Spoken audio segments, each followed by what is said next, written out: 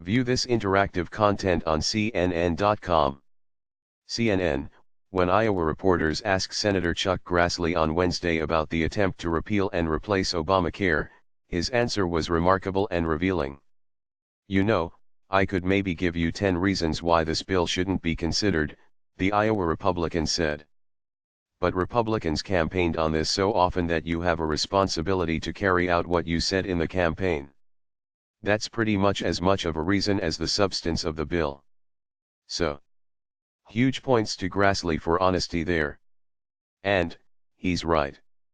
To be fair, this is far from the first time a party has tried to jam something through without knowing all the consequences, as then House Speaker Nancy Pelosi famously said about Obamacare in 2010, "We have to pass the bill so that you can find out what is in it." But the simple fact is that Republicans are caught between a rock and a hard place here.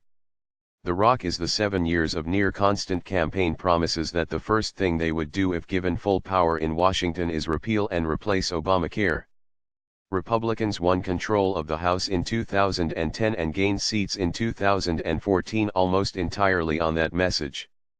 To not make good on the promise with total control of Washington and no one to blame would be, in the minds of many Republican elected officials, a complete betrayal of their base, with potentially disastrous consequences on the ballot next fall. The hard place is the fact that the legislation sponsored by Senators Lindsey Graham of South Carolina and Bill Cassidy of Louisiana is being moved rapidly through the legislative process because of a drop-dead deadline of the end of the month. That means that it isn't going through anything close to regular order up to and including the fact that the Congressional Budget Office won't score the bill for costs etc. before the Senate needs to vote. Grassley spokesman Michael Zona explained his boss's choice of words: "It's remarkable and unfortunate that it's newsworthy that a senator believes in keeping his promises," Zona told CNN. "Obamacare is failing to deliver, as Democrats' recent embrace of single-payer makes clear," he added. As with anything that is a product of compromise, no bill is perfect, but Graham Cassidy begins to move healthcare decisions out of Washington and empower states like Iowa to deliver better healthcare options. It also helps put federal programs like Medicaid on a sustainable path so that they're available for the next generation of Iowans who need them. There's also lots of polling evidence to suggest that people simply do not want Obamacare to be repealed and replaced. In August, 6 in 10 people said it was a good thing that Senate Republicans failed to repeal and replace Obamacare in a Kaiser Family Foundation poll. A similar number, 57%, said they wanted Republicans to work with Democrats to make the ACA better.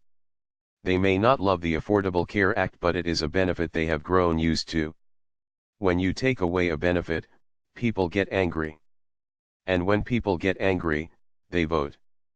Want a visual on just how hard that hard place is? Try this map on for size. That's the political dilemma Republicans face.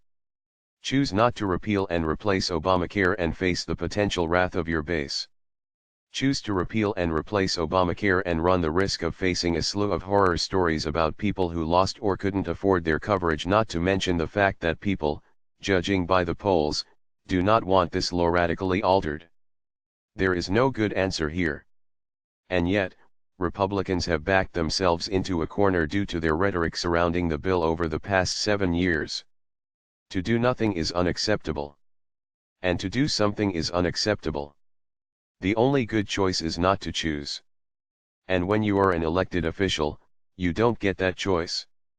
Remember, always, the words of John Boehner on healthcare. Now, they're not going to repeal and replace Obamacare, Boehner said in February. It's been around too long.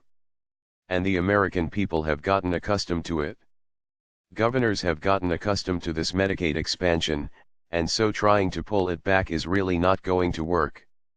View on CNN.